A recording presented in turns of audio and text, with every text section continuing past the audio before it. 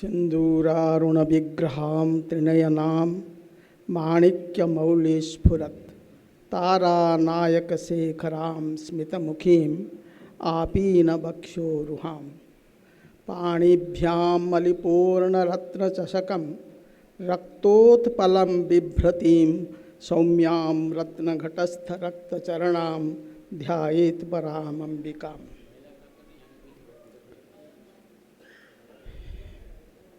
सर्वप्रथम मैं पीताम्बरा मैया को मन से हृदय से नमन करता हूँ। उसके बाद जिस स्थान पर हम लोग इस संगोष्ठी का आयोजन कर रहे हैं उस स्थान के जो लोक विश्रुत स्वामी जी उनको भी नमन करता हूँ।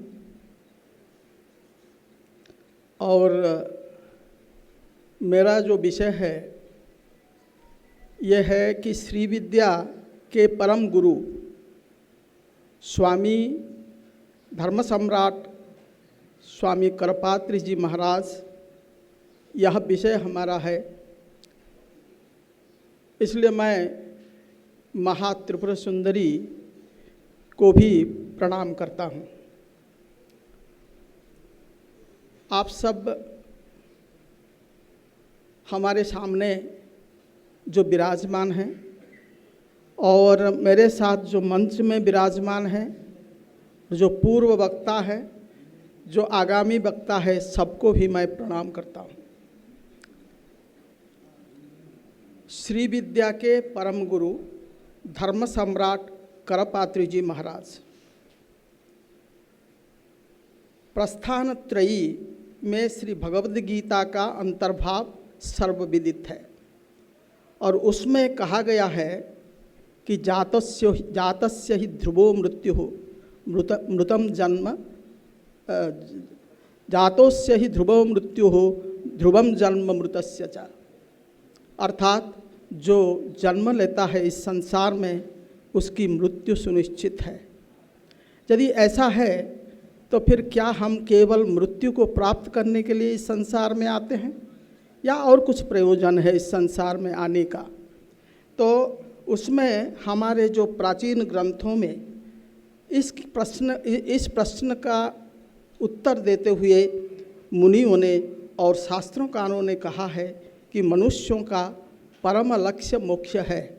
आप सब जानते हैं हमारे 4 पुरुषार्थ हैं, धर्म, अर्थ, काम और मोक्ष, और उसमें परम पुरुषार्थ है मोक्ष। इस मोक्ष की प्राप्ति के लिए हम जन्म लेते हैं, लेकिन हम ऐसे संसार में व्यस्त हो जाते हैं कि ये जो परम पुरुषार्थ मोक्ष है उसको भूल जाते हैं। परंतु हमारे जो मुनियों ने, ऋषियों ने, दर्शनकारों ने हमको कहते हैं कि भैया तुम्हारा जो लक्ष्य है उसी लक्ष्य की ओर चलो, और उन्होंने मार्ग बहुत बताया है। विभिन्न आचार्यों ने विभिन्न मार्ग को प्रदर्शित किया है। रुचिणाम वैचित्र्यात् रुजिकुटिल नाना पथजुषाम नृणाम एको गम्यः तमसि पयसाम अन्नवैव। बहुत तो है, बहुत सी चीज़ें हैं, उनमें से एक का चयन करना है, उसी एक मार्ग में हमको जाना है। जो भगवान, जो हमारे यहाँ कई परंपरा हैं, जैसे हमारी जो संगोष्ठी है शाक्त परंपरा को लेकर के हैं, शाक्त परंपरा के गुरुओं को ऊपर विचार चल रहा है। तो ये शाक्त परंपरा के साथ साथ हमारे अनेक परंपराएं हैं और उसमें मुख्यतः भगवान विष्णु की उपासना करने वाले वैष्णवों के लिए विष्णु की उपासना के माध्यम से, भगवान शिव की उपासना करने वाले शैवों के लिए शिव जी की उपासना के माध्यम से, एवं सर्वशक्तिमती भगवती शक्ति की उपासना करने वालों के लिए शक्ति की उपासना के माध्यम से मोक्ष की प्राप्ति बताई गई है। ये जो शाक्त पद है ये शक्ति शब्द से ही आता है और शक्ति को पूजा करने वाले जो होते हैं उनको शाक्त कहा जाता है। ये व्याकरण में अण प्रत्यय होता है उस शब्द से। शक्ति को शा अस्य देवता, इस सूत्र से अण प्रत्यय होकर के शाक्त पद बनता है। भगवती शक्ति की उपासना के माध्यम से अभ्युदय एवं निश्रेयस, अभ्युदय मीन्स सांसारिक प्रगति, वर्ल्डली अचीवमेंट्स, निश्रेयस मीन्स मोक्ष, सल्वेशन प्राप्त करने वालों को शाक्त कहा जाता है। इस संक्षिप्त लेख में मुख्यतः 2 विषयों पर मैं प्रकाश डालूंगा। प्रथम विषय है कि श्री विद्या क्या है। बहुत हमारे पहले भी अनेक विद्वान वक्ताओं ने इस पर अपना प्रकाश डाला है, मैं भी कुछ उसमें कहूँगा। उसके दूसरा विषय है श्री विद्या के उपासन के जो परम गुरु करपात्री महाराज, धर्म सम्राट करपात्री जी महाराज हैं, उनके बारे में भी हम कुछ प्रकाश डालेंगे। चाहे श्री विद्या के बारे में हो, चाहे करपात्री जी महाराज के बारे में हो, ये हम सब अल्पमति के लिए, अल्पमति है हम लोगों के लिए उनके बारे में स्पष्ट और पूर्णतः बताना ये असंभव है। तथापि कुछ प्रयास करना उचित है, समझ करके हमने ये लेख शुरू किया था। शाक्त संप्रदाय के अंतर्गत श्री विद्या परंपरा अंतर्भूत है। ये कुछ विद्वानों ने कहा है, कुछ विद्वानों ने दूसरे भी बात कहा है। शाक्त संप्रदाय के अंतर्गत श्री विद्या परंपरा अंतर्भूत है। श्री विद्या के प्रमुख देवी भगवती ललिता त्रिपुर सुंदरी है। लक्ष्मी, राजराजेश्वरी, ललिता इत्यादि अनेक नाम उनके हैं।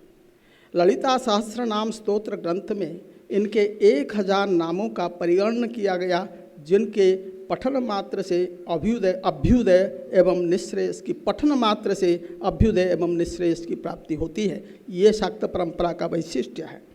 श्री शिवास शिवशक्त्यैक रूपिणी ललितांबिका एवं श्री ललिता दिव्या नामनाम साहस्रकम जगुः श्री विद्याम शांतमूर्तिम सकल सुरनुताम सर्वसंपत् प्रदात्रीम। सर्वसंपत् प्रदात्रीम, सर्वसंपत् मतलब वही अभ्युदय एवं निश्रेयस दोनों है। तो अभी ये जो अभ्युदय शब्द से मैंने कह दिया है आपको सांसारिक प्रगति को, तथा निश्रेयस शब्द से मोक्ष अथवा अकृत्रिम अनवच्छिन्न आनंद को समझते हैं। इस श्री विद्या साधना पद्धति को प्रकटित किया है परम कारुणिक भूत भावन भगवान विश्वनाथ ने। इस पद्धति का सामान्य जन भी परम पुरुषार्थ की प्राप्ति के लिए अपना सकते हैं। इस समय न केवल भारत में अपितु विश्व में अनेक स्थानों पर श्री विद्या साधना का विपुल प्रचार एवं प्रसार हुआ है। कालक्रम से विलुप्त इस श्री विद्या साधना पद्धति का पुनरुद्धार आदि शंकराचार्य जी ने किया और इसके प्रचार प्रसार के लिए अनेक प्रयास भी किया। इस प्रकार वे श्री विद्या संप्रदाय के आचार्य के रूप में, आदि आचार्य के रूप में सम्मानित हैं। कहा भी जाता है संप्रदायो हि नान्यः अस्ति लोके श्री शंकरात् बहिः। पुनः पढ़ता हूँ, संप्रदायो हि नान्यः अस्ति, नान्यः संप्रदायः अस्ति लोके श्री शंकरात् बहिः। अर्थात शंकराचार्य जी के द्वारा प्रवर्तित संप्रदाय के अतिरिक्त श्री विद्या का दूसरा कोई संप्रदाय नहीं है। ये उनका कहना है। लेकिन पाशुपत संप्रदाय के बारे में व्यास जी ने कल कहा। अभी सर्वप्रथम दक्षिण भारत में सामान्य जन श्री विद्या साधना पद्धति से अपना ऐहिक तथा पारलौकिक कल्याण को संपादित करते थे। दाक्षिणात्य में इसका अधिक मात्रा से प्रचार हुआ जो अभी भी चल रहा है। धर्म सम्राट करपात्री जी महाराज सर्वप्रथम उत्तर भारत को श्री विद्या से परिचित किया। उत्तर भारत को धर्म सम्राट करपात्री जी ने ही ये परिचित कराया। अतः उत्तर भारत में आज भी करपात्री जी महाराज श्री विद्या के उपासकों के बीच परम गुरु के रूप में सम्मानित है। जैसे गुरु, परम गुरु एवं परमेष्ठ गुरु हमारे मिश्रा जी ने ही कल कहा था, इसको होना आवश्यक है। इस समय सामान्य जन करपात्री जी महाराज के उपदेशानुसार पूर्ण विधि विधान से श्री यंत्राधिष्ठात्री ललित भगवती राजराजेश्वरी श्री ललिता महात्रिपुर सुंदरी की समुचित उपासना अनुष्ठित करके अपने सर्वविध कल्याण करते हुए अखंड आनंद को प्राप्त करते हैं। श्री विद्या के 3 रूप हैं, मंत्रात्मक, यंत्रात्मक एवं विग्रहात्मक। मंत्रात्मक के अंतर्गत पंचदशी, षोडशी तथा महाषोडशी मंत्र आते हैं। पंचदशी मंत्र से पंचदश अक्षर विशिष्ट मंत्र, षोडशी मंत्र से षोडश अक्षर मंत्र विशिष्ट मंत्र अभिप्रेत है। षोडशी मंत्र की महिमा के बारे में भगवान शंकर पार्वती जी से कहते हैं कि शतकोटि विद्या की सहायता से हजारों कोटि वाक्यों से भी श्री विद्या षोडशाक्षरी मंत्र की वर्णना असंभव है। इसके उसमें वाक्य कोटि सहस्रैस्तु जिह्वा कोटि शतैरपि वर्णितुम नैव शक्येहम श्री विद्या षोडशाक्षरीम। अयि प्रियतमे देयम, उसके जो महात्मा के बारे में भगवान शंकर पार्वती जी माता पार्वती जी से कहते हैं, अयि प्रियतमे देयम सुतदार धनादिकम, सब कुछ दे दो, पुत्र दे दो, धन दे दो, सब कुछ दे दो, किंतु राज्यम देयम, यदि राज्य है उसको भी दे दो, राज्यम देयम शिरो देयम, जरूरत पड़े तो सिर भी कटवा लो, न दे या षोडशाक्षरी, किंतु षोडशाक्षरी को मत दो किसी को। इतना महात्म्य है इसका षोडशाक्षरी का। ये भगवान शंकर स्वयं माता पार्वती जी से कहते हैं। अभी भगवती का यंत्रात्मक रूप है।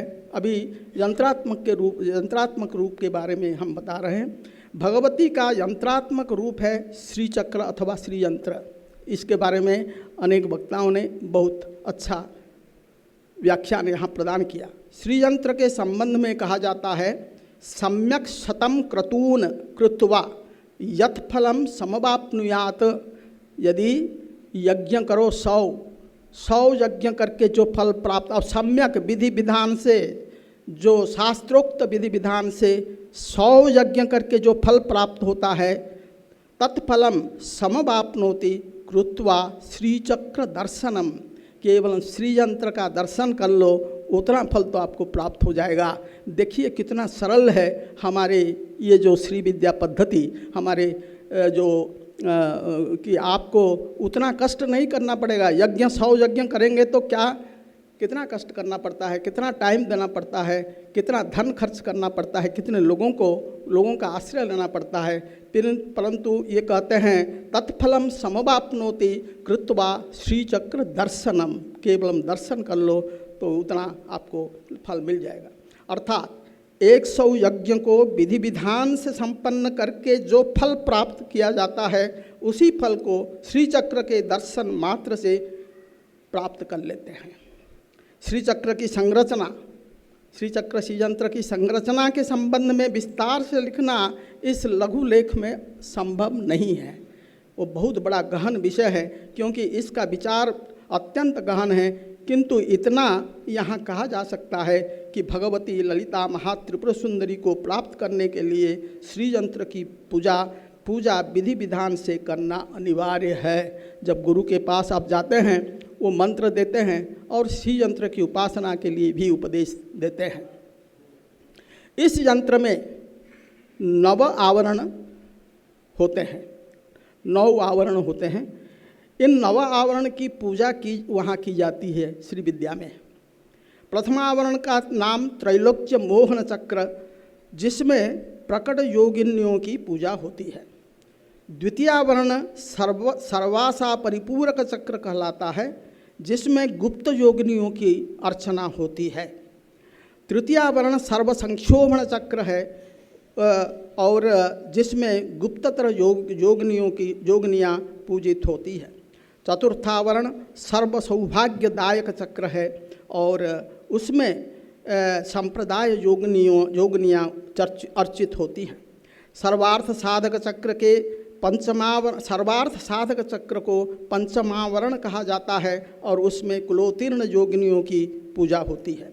षष्ठावरण सर्वरक्षाकर चक्र के रूप में पूजित हैं, जिसमें निगर्भ योगिनियों का वास है।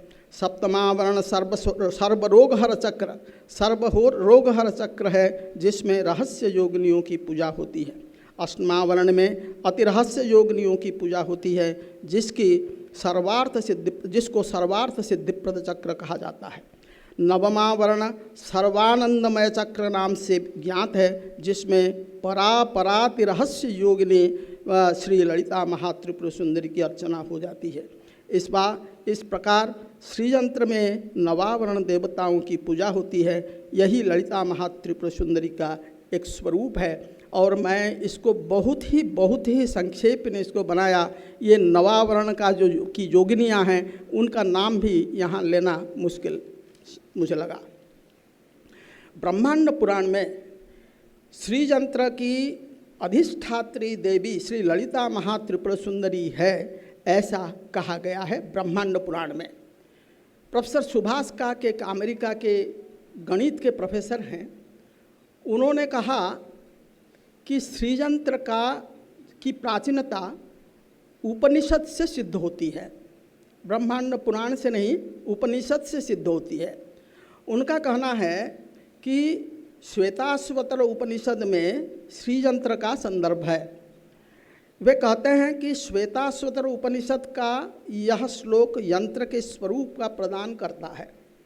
तमेक नेमीं त्रिवृत्तम षोडशांतम सतार्धारम विंशति प्रत्यराभिः अष्टकैः षड्भिर्विश्वरूपैकपाशं त्रिमार्गभेदम द्विनिमित्तैकमोहम। ये हमारे श्वेताश्वतर उपनिषद का एक श्लोक है। इस श्लोक में यंत्र की सूचना है, यंत्र के बारे में कहा गया है। ये प्रोफेसर सुभाष का कहते हैं, but he says this looks like the description of a yantra. This looks like, he is not confident about it. He says this looks like the description of a yantra, but we do not have enough information. He says we do not have enough information on how to proceed to draw it. He is not very confident that in this verse we have this the idea of Sri Yantra. But he says the Shvetaswatar Upanishad, we can do a research on that to get the evidence. अभी संप्रति श्री विद्या के परम गुरु, मैं श्री विद्या के संबंध में बहुत संक्षेप से कुछ बताया। अभी श्री विद्या के परम गुरु करपात्री जी महाराज के बारे में कुछ कहना चाहता हूँ, क्योंकि यह संगोष्ठी है शाक्त परंपरा, शाक्त संप्रदाय में गुरु परंपरा क्या है। तो संप्रति श्री विद्या के परम गुरु धर्म सम्राट करपात्री जी महाराज के संबंध में कुछ ज्ञात तथ्यों को प्रस्तुत करना चाहता हूँ। कर का मतलब हस्त है, कर या हस्त। कर या हस्त में जितनी भिक्षा मिलती थी उतनी भिक्षा से ही भोजन करते थे, इसलिए वो करपात्र कहा जाते थे। कर ही पात्र, जिसका पात्र ऐसे जाते थे, जितना आ जाता था उतना एक बार खा लेते थे, दूसरे बार कहीं भिक्षा नहीं करते थे।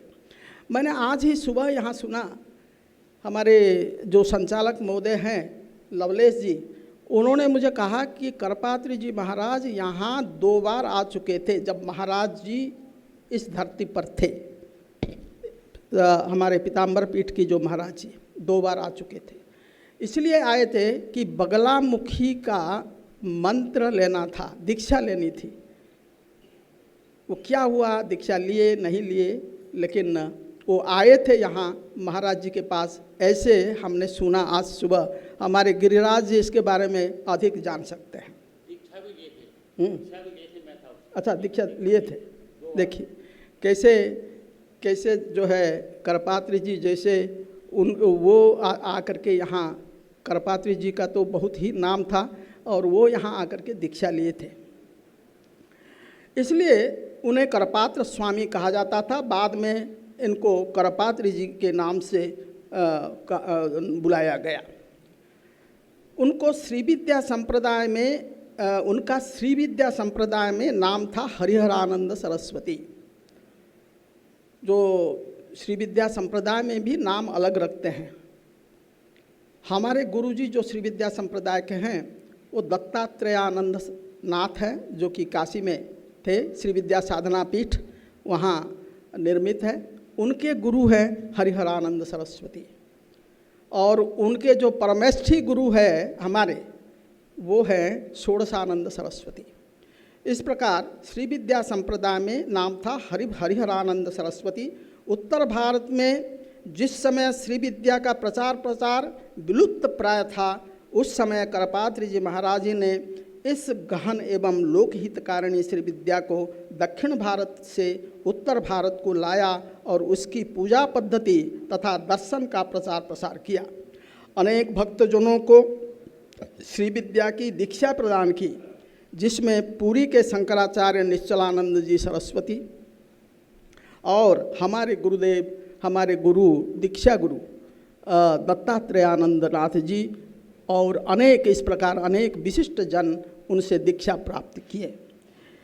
अभी इस प्रकार जो है पीठ के संस्थापक गुरु दत्तात्रेयानंद जी सम्मिलित हैं। इस प्रकार महाराज श्री परम गुरु के सिंहासन पर आरूढ़ है। मेरा विषय है परम गुरु श्री करपात्री जी महाराज। अंधकार को दूर करके प्रकाश का मार्ग प्रशस्त करने वाले गुरु कहलाते हैं। करपात्री जी महाराज श्री विद्या के मार्ग से अनेक सामान्य जन, लेमैन जिसको अंग्रेजी में कहा जाता है, उनकी भलाई की।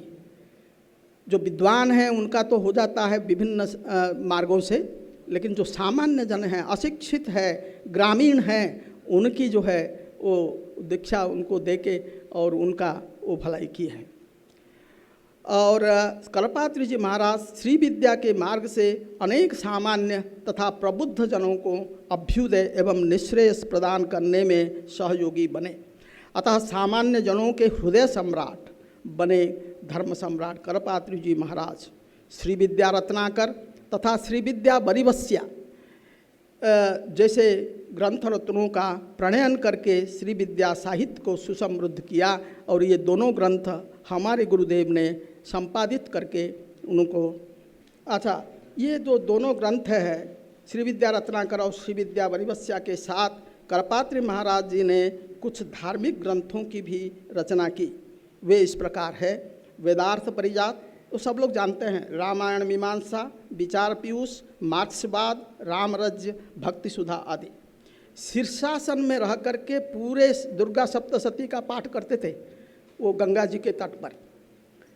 अभी करपात्री जी महाराज का जो प्रवचन इत्यादि होते हैं, आज भी लोग उनके जो भक्त लोग हैं प्रवचन करते हैं, उसमें वो चतुश्सूत्री का प्रयोग करते हैं। धर्म की जय हो, अधर्म का नाश हो। आप भी बोले, धर्म की जय हो, अधर्म का, प्राणियों में विश्व का, अंत में हर हर महादेव करके वो प्रवचन को समाप्त करते थे। काशी में उनका जो है निर्वाण हुआ था। काशी उनको बहुत ही पसंद थी, काशी उनको बहुत पसंद थी। काशी में महाराज श्री की गहन श्रद्धा थी।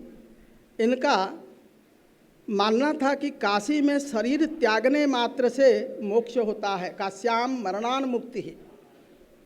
अतः महाराज श्री चातुर्मास्य का व्रत काशी में ही करते थे और काशी से बाहर कहीं भी नहीं जाते थे। उन्होंने आजीवन काशी में रहकर गंगा तट पर तपस्या की और धर्म की रक्षा के लिए धर्म संघ भी, उन्होंने राजनीति में भी प्रवेश किया था। मैं ये सब नहीं बताता हूँ, केवल धर्म के बारे में बताता हूँ। और कई चीज़ें उन्होंने जो लोकहितकारिणी और हिंदू धर्म के रक्षा के लिए संपूर्ण जीवन में उन्होंने काम किया। पंडित मदन मोहन मालवीय जी जो काशी हिंदू विश्वविद्यालय के संस्थापक थे, उनके उनके साथ शास्त्रार्थ किया उन्होंने। उनके साथ शास्त्रार्थ इस विषय पर किया, स्त्री और शूद्र को दीक्षा देनी चाहिए या नहीं देनी चाहिए। और मालवीय जी क्योंकि वो अन्य प्रकार के थे और बहुत अच्छे विद्वान थे, काशी हिंदू विश्वविद्यालय में उनको महामना कहा जाता है, उनके साथ शास्त्रार्थ किया। उनका पक्ष था कि स्त्री और शूद्र को भी दीक्षा देना चाहिए। महाराज जी का पक्ष था स्त्री और शूद्र का दीक्षा नहीं देना चाहिए। उन्होंने उस पक्ष में अपनी युक्ति दी, उन्होंने पक्ष में माने देना चाहिए पक्ष में मालवीय जी ने दिया और इन्होंने नहीं देना चाहिए पक्ष में युक्तियाँ दी। और अंत में जो मध्यस्थ थे काशी के विद्वानगण, उन्होंने कहा कि महाराज जी का जो पक्ष है और जो युक्तियाँ हैं महाराज जी की वो शास्त्र सम्मत है। तब से हमारे जो महाराज जी करपात्री जी महाराज बहुत प्रसिद्ध हो गए। अभी उन्होंने एक बात, जैसे आप कहते हैं ना ब्रह्ममयम इदम जगत, वेदांती कहते हैं कि ये जगत ब्रह्ममय है, ये भी ब्रह्म, ये भी चराचरम, चर अचर दोनों ब्रह्ममय है। उसी तरह शाक्त श्री विद्या के लोग कहते हैं कि शाक्तम अजीजनत, शाक्तम अजीजनत, अजीजनत माने जो जन्म दिया है। केवल शाक्त लोग ही यहाँ हैं, अशाक्त यहाँ है नहीं। शाक्तमयम इदम जगत। और उन्होंने कहा नमातु परमस्ति दैवतम। और एक ये लोग कहते हैं कि मातु परम अन्यत दैवतम नास्ति, माता के बिना और कोई देवता इस संसार में नहीं है। पूजा करनी है, आश्रय लेना है तो माता का ही आश्रय लीजिए। ऐसा हमारे जो श्री विद्या के शाक्त के लोग हैं वो कहते हैं। अभी मैं हमारे आयोजकों के कथन को मानते हुए इसी यहाँ ही हमारे वचन को विराम देता हूँ और सबको धन्यवाद देता हूँ जिन्होंने मुझे यहाँ आने पर इस संगोष्ठी में ज्ञान प्रदान किया और जिन्होंने मुझे यहाँ बुलाया और पीताम्बरा मैया के दर्शन का सहयोग अवसर दिया और महाराज जी के दर्शन का अवसर दिया। बहुत बहुत धन्यवाद। Thank you very much.